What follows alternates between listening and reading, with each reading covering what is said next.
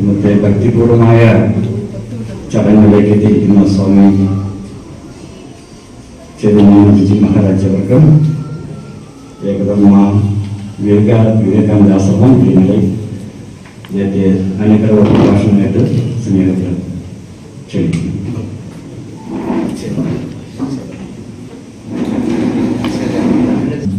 സ്ഥാപകായ ധർമ്മസ്യ സർവധർമ്മസ്വരൂപിണേ അവതാരവരിഷ്ഠായ രാമകൃഷ്ണായ തേ നമഃ. ഗുരുർബ്രഹ്മ ഗുരുർവിഷ്ണു ഗുരുർദേവോ മഹേശ്വര ഗുരു സാക്ഷാൽ പരബ്രഹ്മ തസ്മൈ ശ്രീ ഗുരവേ നമഃ. மேடையில் அமர்ந்திருக்கும் அனைத்து குருமார்களுக்கும் இங்கே கூடியிருக்கின்ற அனைவருக்கும் என்னுடைய பணிவான வணக்கங்கள்.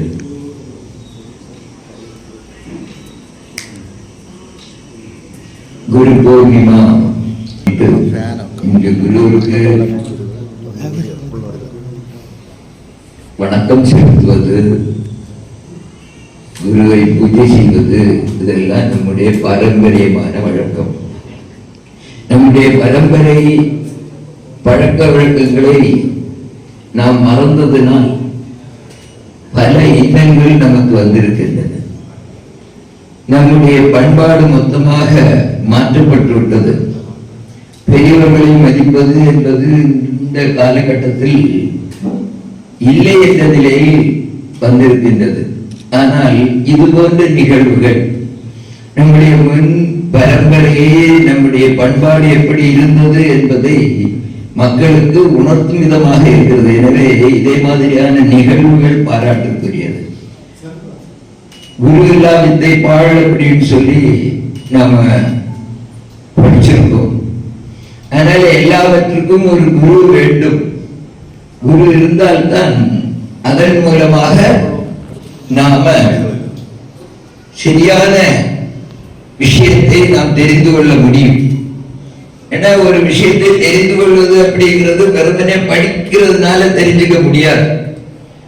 அந்த படிக்கிறதே குரு எடுத்து சொல்லணும். நாம் சாதாரணமா வேதத்துல சில வாக்கியங்கள் இருக்குல்ல, எல்லாம் ஏகதேசம் எல்லா வாக்கியங்களுமே அது பொருள் யாராவது சொன்னாதான் புரியும், அல்லது மாணவன் புரிந்து கொள்வதில் வித்தியாசம் வரும். சாதாரண ஒரு கதை சொல்லுவாங்க, எப்படி புரிஞ்சுக்கிறது அப்படிங்கிறதுல. பாண்டவர்கள் வனவாசத்துக்கு போயிருந்தாங்க.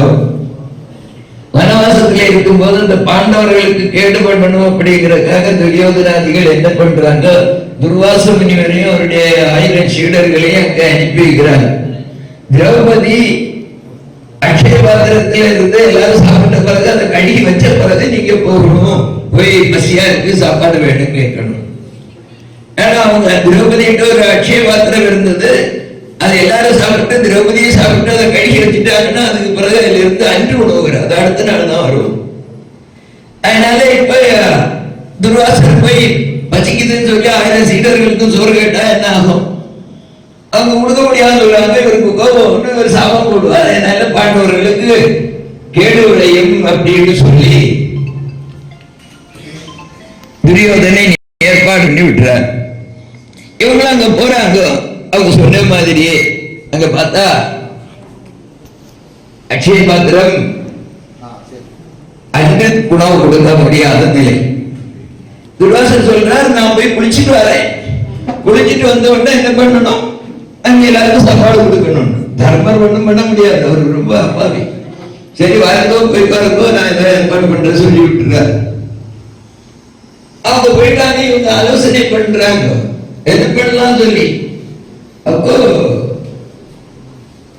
எல்லாருமே சேர்ந்து முடிவு பண்றாங்க, நமக்கு ஒரே ஒரு வழிதான் இருக்கு, நம்ம எல்லா துக்கங்களிலிருந்து காப்பாற்றி கொண்டிருப்போம் கிருஷ்ணன் தான், கிருஷ்ணனை கூப்பிடுவோம் அப்படின்னு சொல்லி சொல்றாங்க.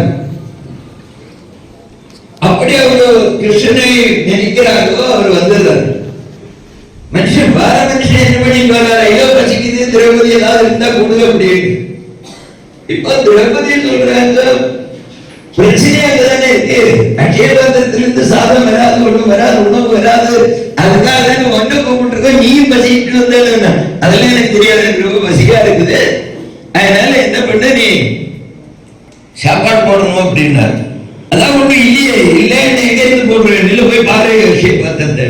அக்ஷய பாத்திரத்தை பார்க்கும்போது ஒரு பருத்தி சாதம் இருந்தது, அது அந்த ஒரே ஒரு சாதம் இருந்தது, அதை எடுத்துக்கொண்டு இது ஒண்ணுதான் இருக்கு, சரி போதும் அப்படின்னு சொல்லிட்டு அவரு சாப்பிட்டார்.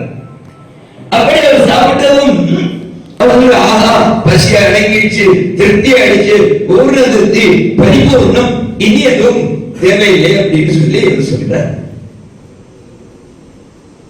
இப்ப கிடைச்சிருச்சு. இப்படி ஒவ்வொருத்தரும் சொல்றாங்க. ஒரே ஒரு பையன் மட்டும் சொன்னான், சார் ஒரு விஷயம் தெளிவா தெரியுது. என்ன தெரியுதுன்னா, திரௌபதி அரசு இல்லத்து பொண்ணு இல்லையா, அதனால ஒழுங்கா பாத்திரங்களோ தெரியாதுன்னு தெரியுது. என்ன ஒரு 10 இருந்தது. அப்போ புரிந்து கொள்ளக்கூடிய விட்டம் இருக்கிறது. யார் எந்த மலையில் இருக்கிறார்களோ அந்த மனநிலையில் தான் அவங்க புரிந்து கொள்வார்கள்.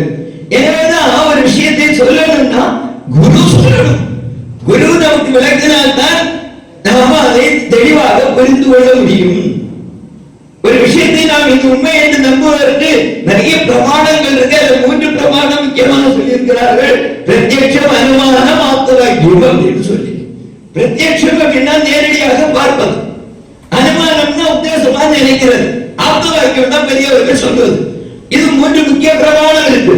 இதுல எது முக்கியம் அப்படின்னா, ஒன்று நடந்து கொண்டிருக்கிறது, அதை பார்ப்பது முக்கியமா, இல்லை கொஞ்ச நேரம் ஒரு மழை பெய்துன்னு வச்சுக்கோங்க, மழை பெய்துட்டு இருக்குது பார்க்கிறோம், மழை பெய்துட்டே இருக்கு, மழை பெய்து நம்பலாம். மழை பெய்யும் போது நம்ம வரல, கொஞ்சம் முன்னாடி மழை பெய்து இவர்கள் நினைச்சிட்டு வந்திருக்காங்க, மழை பெய்யுது, கொஞ்சம் தண்ணி கிடக்குது, அதனால மழை பெய்து இருக்குன்னு நினைக்கலாம். அடுத்து யாரும் சொல்றாங்க, இப்ப அவரே சொல்றாரு மழை பெய்து இருக்கு அப்படின்னு சொல்லி. இந்த 3ல எதை அதிகமாக எது நம்பிக்கைக்குரியது? பிரத்யட்சமா, அனுமானமா, ஆப்தவாக்கியமா? எது ரொம்ப நம்பிக்கைக்குரியது? நேரடியா பார்க்கிறோம், இன்னொன்னு நாமளும் அனுமானம் பண்றோம், இன்னொன்னு இன்னொருத்தர் சொல்றார். எது உறுதியா நம்பலாம் அப்படின்னா சாஸ்திரம் என்ன சொல்லுதுன்னா, பிரத்யட்சம் இல்லைங்கிற, நேரடியாக பார்ப்பது கூட ஏமாற்றும் அப்படிங்கிறார்.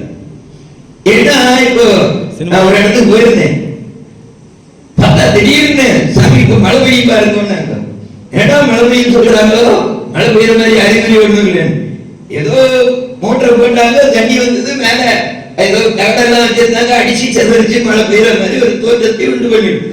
நேரடியா பார்க்கறது எப்பவும் சரியாக இருக்கணும் கிடையாது. ரோட்ல போயிட்டு இருக்கோம், போகும்போது ரோட்டுக்கு முன்னாடி தண்ணி கிடக்குற மாதிரி நமக்கு தெரியும் தானே சில வேலை. பாலைவனத்துல பார்த்தா அங்கங்க தண்ணி தெரியுமா, அதனாலே ஜீவராசிகள் தண்ணி இருக்குன்னு தெரிஞ்சுட்டு பார்த்துட்டு நினைச்சிட்டு ஓடி செத்து போகுது. அதனால பிரத்யட்சம் முக்கிய பிரமாணம் இல்லை, இது சாஸ்திரத்துக்கு.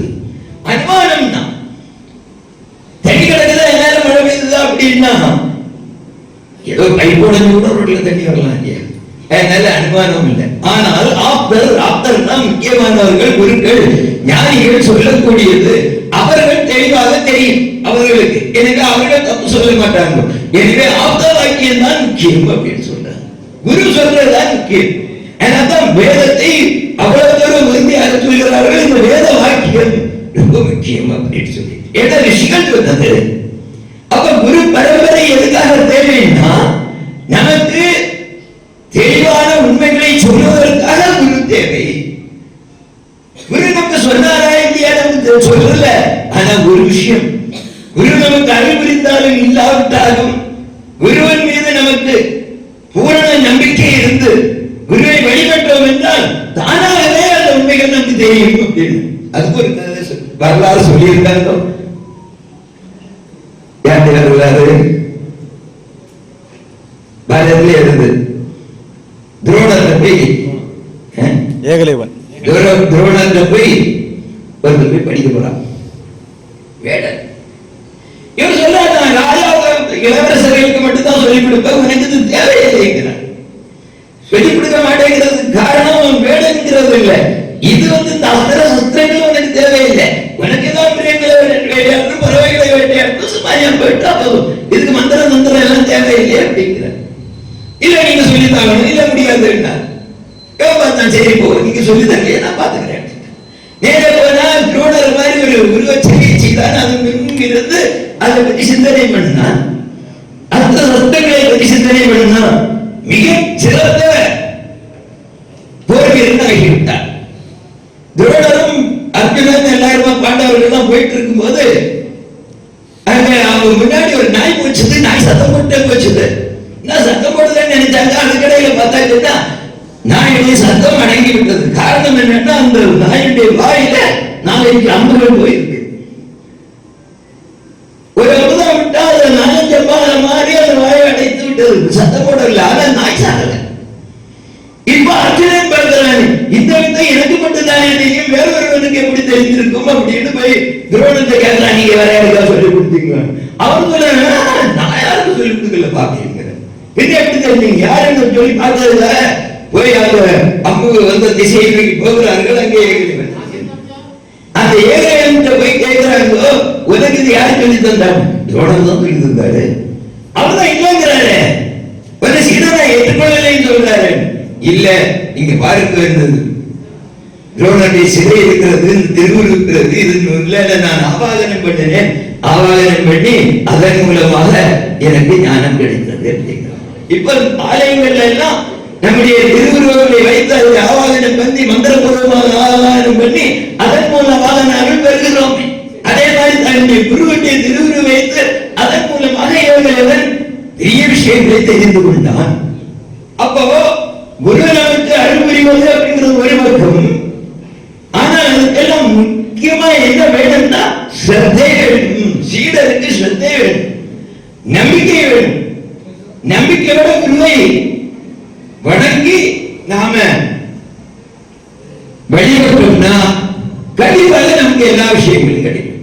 கீதையில் ஒரு ஸ்லோகம் வருது, தர்க்கத்தில் பிரணிவாதேன பரிப்பிரஷ்னேன சேவையா உபதேசிந்தி தேஜானம் ஞானின தத்துவதர்ஷின அப்படின்னு சொல்லியது. தற்பித்தி, அதை நீ தெரிந்து கொள். எதை தெரிந்து கொள்ள? அந்த ஞானத்தை தெரிந்து கொள்.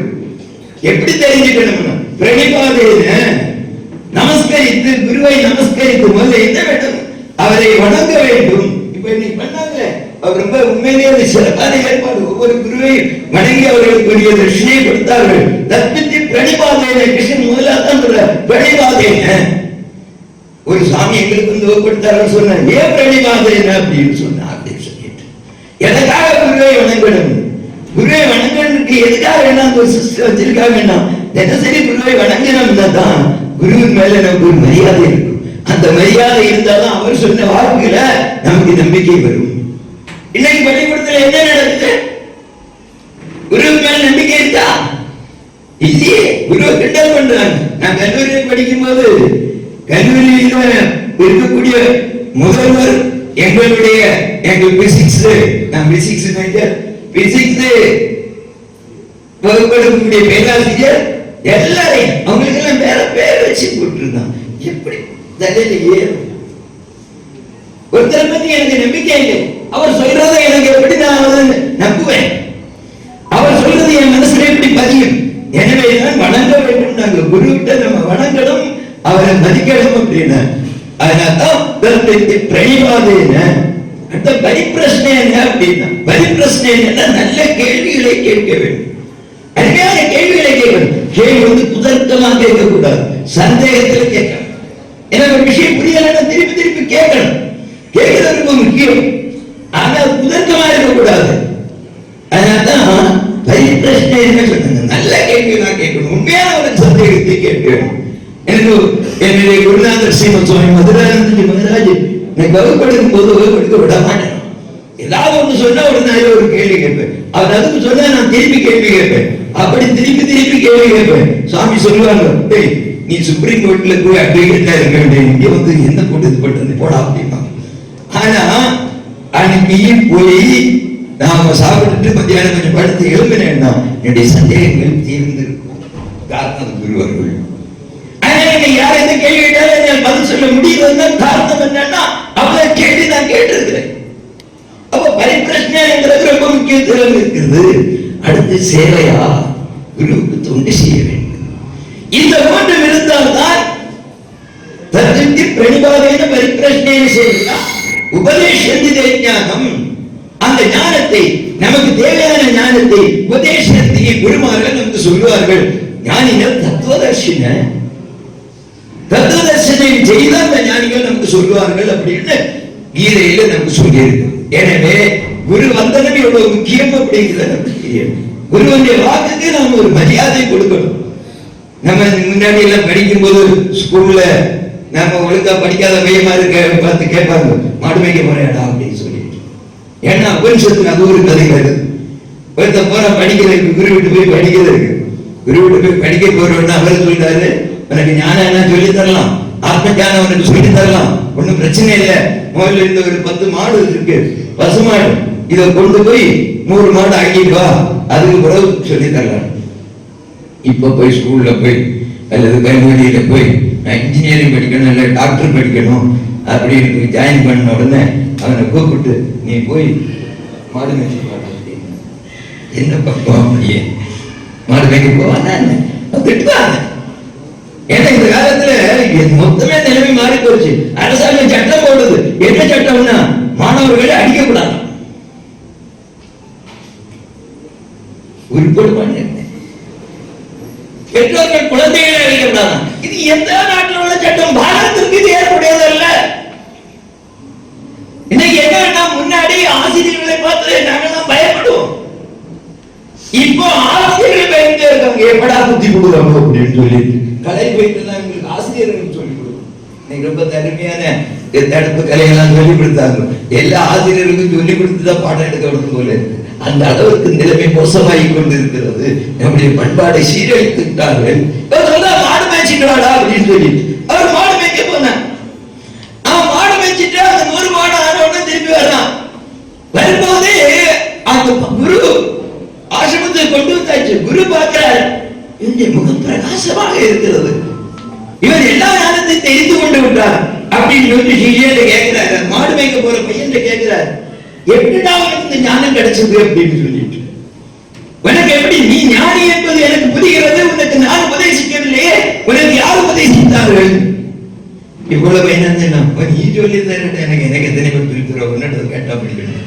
அவன் சொல்றான், உங்களை தவிர வேறு யார் எனக்கு உபதேசிப்பார்கள்? உங்களை தவிர யார் எனக்கு ஞானத்தை உபதேசிப்பார்கள் அப்படின்னு பணிவா கேட்கிறான். அப்புறம் சொல்றான், உங்களுடைய அருள்னால எனக்கு காளை உபதேசம் செய்தது, பசு உபதேசம் செய்தது, அக்னி உபதேசம் செய்தது, தண்ணீர் உபதேசம் செய்தது. அதெல்லாம் ஒன்று சொல்ல வேண்டாம், காலம் பேச வேண்டாம், பறவை பேச வேண்டாம், அக்னி பேச வேண்டாம். அதை பார்த்தவுடனேயே நமக்கு தெரியும். நமக்கு அந்த மனப்பக்குவம் இருந்தால் அது என்ன சொல்ல வருகிறது, அதிலிருந்து நாம் என்ன தெரிந்து கொள்ள வேண்டும். இயற்கையே நமக்கு குருவாகும், மனம் நமக்கு குருவாகும். உண்மையான குருபக்தி இருந்தது என்றால் இயற்கை நமக்கு குருவாகும், மனம் நமக்கு குருவாகும், நம்மை உயர்ந்த நிலையில் கொண்டு சேர்க்கும். நாம் என்ன நிலையை அடைய வேண்டும் என்று விரும்புகிறோமோ, எந்த ஞானம் கிடைக்க வேண்டும் என்று விரும்புகிறோமோ, அந்த நிலையில் மனம் அல்லது இறை அருள் அல்லது குருவர்கள் நம்மை கொண்டு சேர்க்கும். அதற்கு இது போன்ற நிகழ்ச்சிகள், இது போன்ற விஷயங்கள் ரொம்ப முக்கியமான தேவை. கீதையில சொல்லி இருக்கிற மாதிரி குருவை வணங்கி நல்ல கேள்விகளை கேட்டு சேவை செய்து எல்லா ஞானத்தை பெறுவோம். இறைவன் நமக்கு அருள் புரியட்டும்.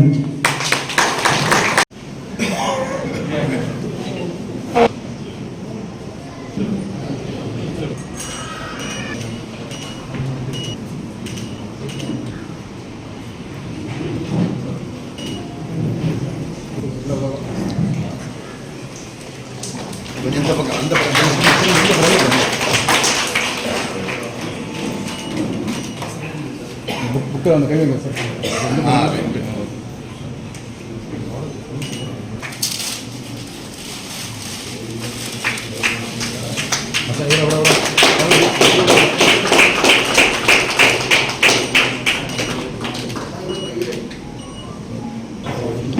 விடா தெரிஞ்சது.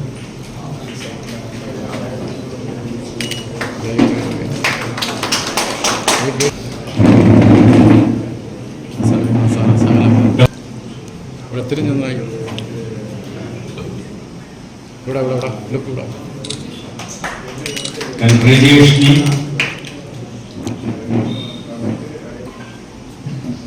ഓക്കെ വിടാ. Dr. Anila Thomas.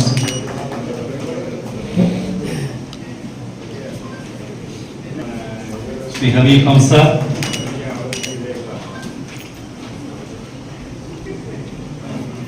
Rahulji.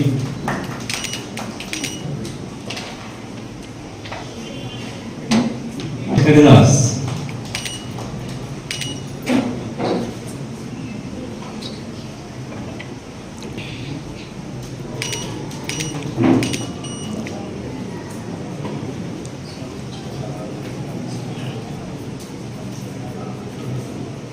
കഴിവ് തെളിയിച്ച 10 പേർക്ക് അവാർഡ് കൊടുക്കുന്നുണ്ട്. ഗിന്നസ് റെക്കോർഡ് നേടിയ പട്ടാമ്പൂരിലെ സ്വന്തം ആർട്ടിസ്റ്റ് രാജശേഖരൻ EMSന്റെ പടം വരച്ച് ഗിന്നസ് റെക്കോർഡ് നേടിയ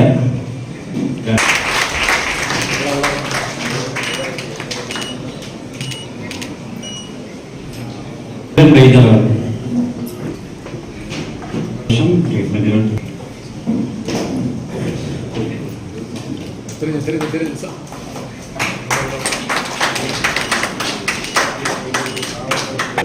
ഡോക്ടർ ഹരീഷ് ചമ്പക്കര.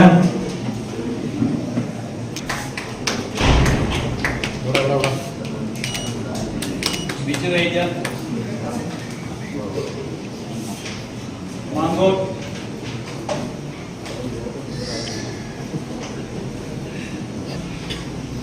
தெரிஞ்சு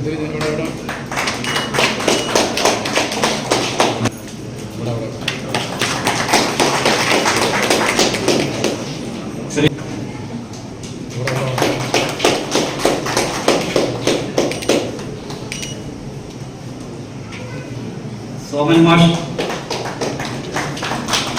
സോമൻ വൈദ്യ.